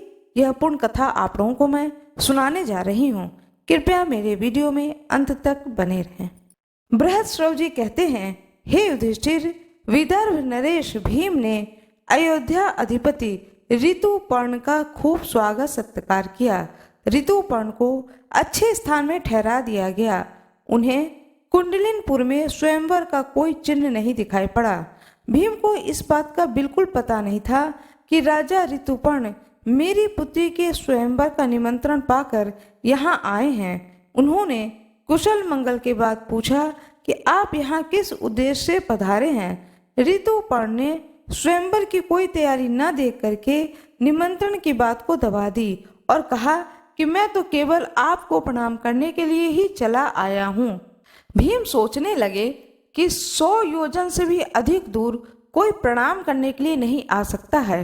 अस्तु आगे चल करके यह बात खुल ही जाएगी। भीम ने बड़े सत्कार के साथ आग्रह करके ऋतुपर्ण को अपने यहाँ रख लिया। बाहुक भी वाष्णवे के साथ अश्वशाला में ठहर करके घोड़ों की सेवा में संलग्न हो गया। दमयंती आकुल होकर सोचने लगी कि रथ की ध्वनि तो मेरे पति देव के रथ के समान ही जान पड़ती थी, परंतु उनके कहीं भी दर्शन नहीं हो रहे हैं। हो न हो वाष्णवे ने उनको रथ विद्या सिखा ली होगी, इसी कारण रथ उनका मालूम पड़ता था। संभव है ऋतुपर्ण को भी यह विद्या मालूम हो। उसने अपनी दासी को बुलाकर कहा कि केशनी, तू जा, इस बात का पता लगा कि वह कुरूप पुरुष कौन है। संभव है कि यह हमारे ही पतिदेव हों। मैंने ब्राह्मणों के द्वारा जो संदेश भेजा था वही उसे बतलाया और उसका उत्तर सुनकर मुझसे कहना। केशनी ने जाकर बाहुक से बात की। बाहुक ने राजा के आने का कारण बताया। संक्षेप में वाष्णवे तथा अश्वविद्या एवं भोजन बनाने की चतुरता को परिचय दिया। केशनी ने पूछा, बाहुक, राजा नल कहाँ हैं? क्या तुम जानते हो अथवा तुम्हारे साथी वाष्णवे जानता है? बाहुक ने कहा कि केशनी, वाष्णवे राजा नल के बच्चे को यहाँ छोड़कर चला गया था। उससे उनके संबंधों में कुछ भी मालूम नहीं है। इस समय नल का रूप बदल गया है। वह छिपकर रहते हैं। उन्हें या तो स्वयं ही वे ही पहचान सकते हैं अथवा उनकी पत्नी दमयंती, क्योंकि वे अपने गुप्त चिन्हों को दूसरे के सामने प्रकट नहीं करना चाहते हैं। केशनी राजा नल विपत्ति में पड़ गए थे, इसी से उन्होंने अपनी पत्नी का त्याग किया। दमयंती को अपने पति पर क्रोध नहीं करना चाहिए। जिस समय वे भोजन की चिंता में थे, पक्षी उनके वस्त्र लेकर उड़ गए। उनका हृदय पीड़ा से जर्जरित था। यह ठीक है कि उन्होंने अपनी पत्नी के साथ उचित व्यवहार नहीं किया, फिर भी दमयंती को उनकी दुरह अवस्था पर विचार करके क्रोध नहीं करना चाहिए। यह कहते नल का हृदय खिन्न हो गया। आंखों में आंसू आ गए। वे रोने लगे। केशनी ने दमयंती के पास आकर के वहां की सब बातचीत और उनका रोना भी बतलाया। अब दमयंती की आशंका और भी दृढ़ होने लगी कि यही राजा नल हैं। उन्होंने दासी से कहा कि हे केशनी, तुम फिर बाहुक के पास जाओ और उसके पास बिना कुछ बोले खड़ी रहो। उसकी चेष्टाओं पर ध्यान दो। वह आग मांगे तो भी मत देना, जल मांगे तो भी देर कर देना। उसका एक एक चरित्र मुझे आकर बताओ। केशनी फिर बाहुक के पास गई और वहां उसके देवताओं एवं मनुष्यों के समान बहुत से चरित्र देख करके लौट आई और दमयंती से कहने लगी कि राजकुमारी, बाहुक ने तो जल, थल और अग्नि पर सब तरह से विजय प्राप्त कर रखी है। मैंने आज तक ऐसा पुरुष कहीं नहीं देखा है और न ही सुना है। यदि कहीं नीचा द्वार आ जाता है तो वह देखता नहीं है। उसे देखकर द्वार ही ऊंचा हो जाता है और वह बिना झुके ही चला जाता है। छोटे से छोटा छेद भी उसके लिए गुफा बन जाता है। वहां जल के लिए जो घड़े रखे थे उसकी दृष्टि पड़ते ही जल से भर गए। उसने फूस का पुल बना लेकिन सूर्य की किरणें की ओर किया और वह जलने लगा। इसके अतिरिक्त वह अग्नि का स्पर्श करके भी जलता नहीं है। पानी उसके इच्छा अनुसार बहता है। वह जब अपने हाथ से फूलों को मसलने लगता है तब ये कुंभलाते नहीं हैं, प्रफुल्लित तथा सुगंधित दिखते हैं। इन अद्भुत लक्षणों को देखकर मैं तो भौचक्की सी रह गई और बड़ी शीघ्रता से तुम्हारे पास आई हूँ। दमयंती बाहुक के कर्म और चेष्टाओं को सुन करके निश्चित रूप से जान गई कि यह अवश्य ही मेरे पतिदेव हैं। उसने केशनी के साथ अपने दोनों बच्चों को नल के पास भेज दिया। बाहुक इंद्रसेना और इंद्रसेन को पहचान कर इनके पास आ गया और दोनों बालकों को छाती से लगाकर गोद में बैठा लिया। बाहुक अपनी संतानों से मिल करके घबरा गया और रोने लगा। उसके मुख पर पिता के समान स्नेह के भाव प्रकट होने लगे। तदंतर बाहुक ने दोनों बच्चों को केशनी को दे दिया और कहा कि ये बच्चे मेरे दोनों बच्चों के समान ही हैं, इसलिए मैं इन्हें देखकर रो पड़ा। केशनी, तुम बार बार मेरे पास आती हो, लोग न जाने क्या सोचने लगेंगे, इसलिए यहाँ मेरे पास बार बार आना उत्तम नहीं है। तुम जाओ। केशनी ने दमयंती के पास आकर वहां की सारी बातें कह दी। अब दमयंती ने केशनी को अपने माता के पास भेजा और कहलाया कि माताजी, मैंने राजा नल समझ करके बार बार बाहुक की परीक्षा करवाई है। अब मुझे केवल उनके रूप के संबंध में ही संदेह रह गया है। अब मैं स्वयं उनकी परीक्षा करना चाहती हूँ, इसलिए आप बाहुक को मेरे महल में आने की आज्ञा दे दीजिए अथवा उनके पास जाने की आज्ञा दे दीजिए। आपकी इच्छा हो तो यह बात पिताजी को बतला दीजिए अथवा मत बतलाइए। रानी अपने पति भीम से अनुमति ली और बाहुक को रनिवास में बुलवाने की आज्ञा दी। बाहुक बुला लिया गया। दमयंती के देखते ही नल का हृदय एक साथ शोक और दुख से भर गया। वे आंसुओं में नहा गए। बाहुक की आकुलता देखकर दमयंती भी शोकग्रस्त हो गई। उस समय दमयंती ने गेरुआ वस्त्र पहने हुए थे, केशों की जटा बंध गई थी, शरीर मलिन था। दमयंती ने कहा कि बाहुक, पहले एक धर्मज्ञ पुरुष अपनी पत्नी को वन में सोता हुआ छोड़ करके चला गया। क्या तुमने उसे कहीं देखा है? उस समय वह स्त्री थकी मांदी थी, नींद से अचेत थी। ऐसी निरपराध स्त्री को पुण्य श्लोक निषद्ध नरेश के सिवा और कौन पुरुष निर्जन वन में छोड़ सकता है? मैंने जीवन भर में जानबूझ करके उनका कोई भी अपराध नहीं किया है, फिर भी वे मुझे वन में सोती छोड़कर चले गए। इतना कहते कहते दमयंती के नेत्रों से आंसुओं की झड़ी लग गई। दमयंती के विशाल, सांवले एवं रत्नारे नेत्रों से आंसू टपकने लगे तो नल से रहा नहीं गया। वे कहने लगे, प्रिय, मैंने जानबूझ करके न तो राज्य का नाश किया और न ही तुम्हें त्यागा है। यह तो कलयुग की करतूत है। मैं जानता हूँ कि जब से तुम मुझसे बिछुड़ी हो तब से दिन रात मेरा ही स्मरण और चिंतन करती रहती हो।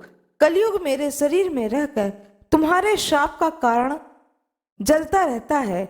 मैंने उद्योग और तपस्या के बल से उस पर विजय प्राप्त कर ली है और अब हमारे दुख का अंत आ गया है। अब कलयुग मुझे छोड़कर चला गया। मैं एकमात्र तुम्हारे लिए ही यहाँ पर आया हूँ। यह तो बतलाओ कि मेरे जैसे प्रेमी और अनुकूल पति को छोड़कर जिस प्रकार दूसरे पति से विवाह करने के लिए तैयार हुई, क्या कोई स्त्री ऐसा कर सकता है? तुम्हारे स्वयंवर का समाचार सुनकर ही तो राजा ऋतुपर्ण बड़ी शीघ्रता के साथ यहाँ पर आए हैं। दमयंती ने हाथ जोड़कर कहा, आर्यपुत्र, मुझ पर दोष लगाना उचित नहीं है। आप जानते हैं कि मैंने अपने सामने प्रकट देवताओं को छोड़कर आपको वरण किया। मैंने आपको ढूंढने के लिए बहुत से ब्राह्मणों को भेजा था। वे मेरी कही बात दोहराते हुए चारों ओर घूम रहे थे। परनाद नामक ब्राह्मण अयोध्यापुरी के आसपास भी पहुंचा था। उसने आपको मेरी बात सुनाई थी और आपने उसका यथोचित उत्तर भी दिया था। यह समाचार सुनकर मैंने आपको बुलाने के लिए यह युक्ति की थी। मैं जानती हूँ आपके अतिरिक्त दूसरा कोई मनुष्य नहीं है जो एक दिन में घोड़े के रथ से 100 योजन पहुंच जाए। मैं आपके चरणों में स्पर्श करके शपथ पूर्वक सत्य सत्य कहती हूँ, मैंने कभी भी मन में भी पर पुरुष का चिंतन नहीं किया है। मैंने कभी मन से भी पाप कर्म नहीं किया है। तो निरंतर भूमि पर विचरने वाले वायुदेव, भगवान सूर्य और मन के देवता चंद्रमा मेरे प्राणों का नाश कर दे। ये तीनों देवता सकल भूमंडल में विचरण करते हैं। यह सच्ची बात बतला दें और यदि मैं पापनी हूँ तो मुझे त्याग दें। इसी समय वायु ने अंतरिक्ष में स्थित होकर कहा कि राजन, मैं सत्य कहता हूँ कि दमयंती ने कोई पाप नहीं किया है। इसने 3 वर्ष तक अपने उज्जवल शील व्रत की रक्षा की है। हम लोग इसके रक्षक रूप में रहे हैं और इसकी पवित्रता के साक्षी हैं। इसने स्वयंवर की सूचना तो तुम्हें ढूंढने के लिए ही दी थी। वास्तव में दमयंती तुम्हारे योग्य है और तुम दमयंती के योग्य हो। कोई भी शंका ना करो और इसे स्वीकार करो। जिस समय पवन देवता यह बात कह रहे थे, उस समय आकाश से पुष्प की वर्षा होने लगी। देवताओं की दुदुम्बियां बजने लगीं। शीतल मंद सुगंध वायु चलने लगी। ऐसा अद्भुत दृश्य देख करके राजा नल ने अपना संदेह छोड़ दिया और नागराज कंक्रोटक का दिया हुआ वस्त्र ओढ़कर उनका स्मरण किया। उनका शरीर तुरंत पूर्ववत हो गया। दमयंती राजा नल को पहले के रूप में देखकर उनसे लिपट गई और रोने लगी। राजा नल ने भी प्रेम के साथ दमयंती को गले से लगाया और वो दोनों बालकों को छाती से लिपटा करके उनके साथ प्यार की बात करने लगे।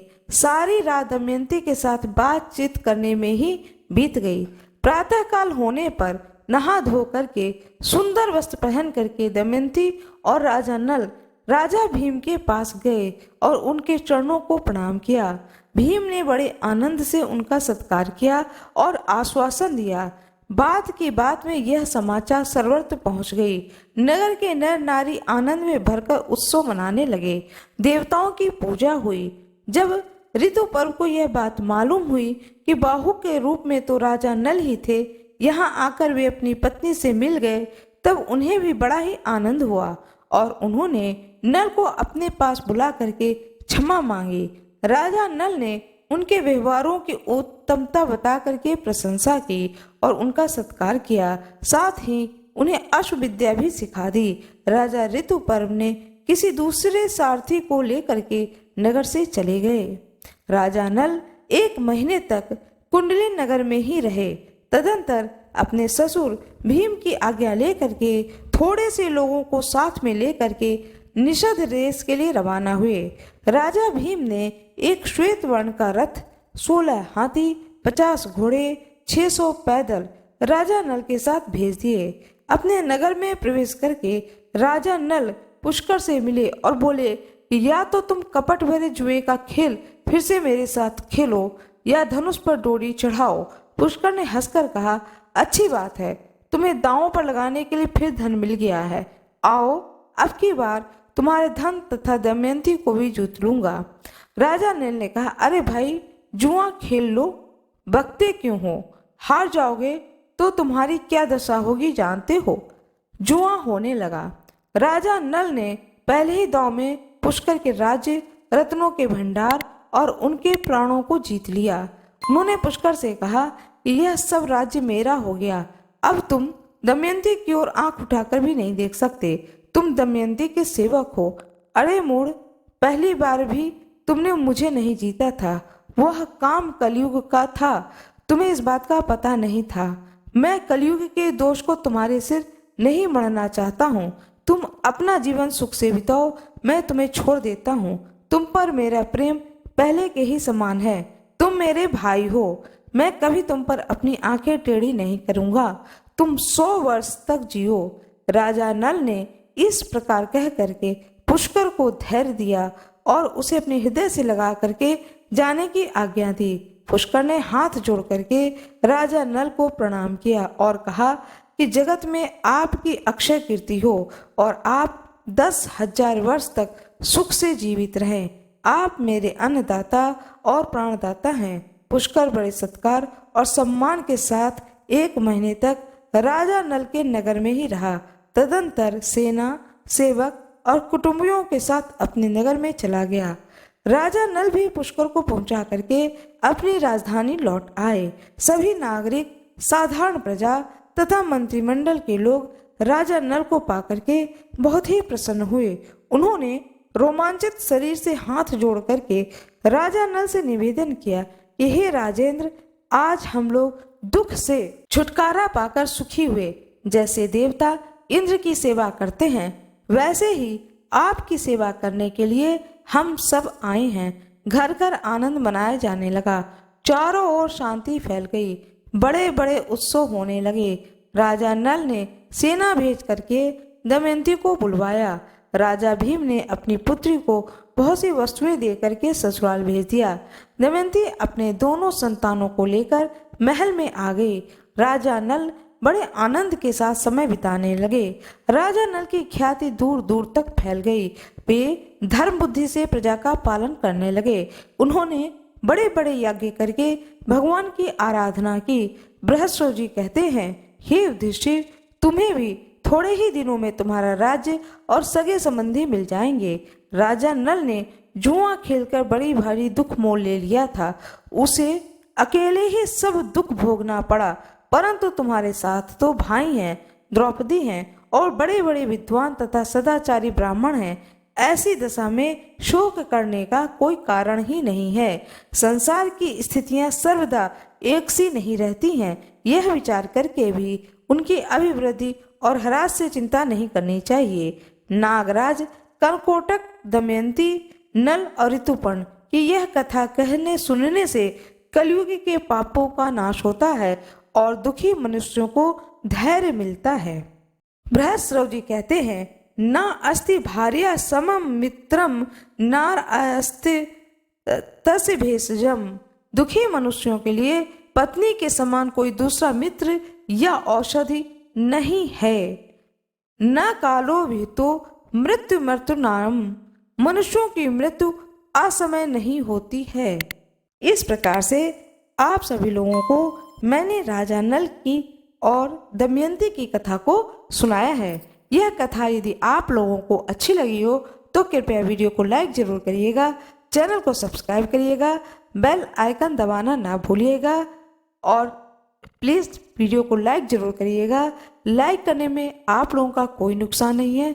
कमेंट बॉक्स में हर हर महादेव अवश्य ही लिखिएगा।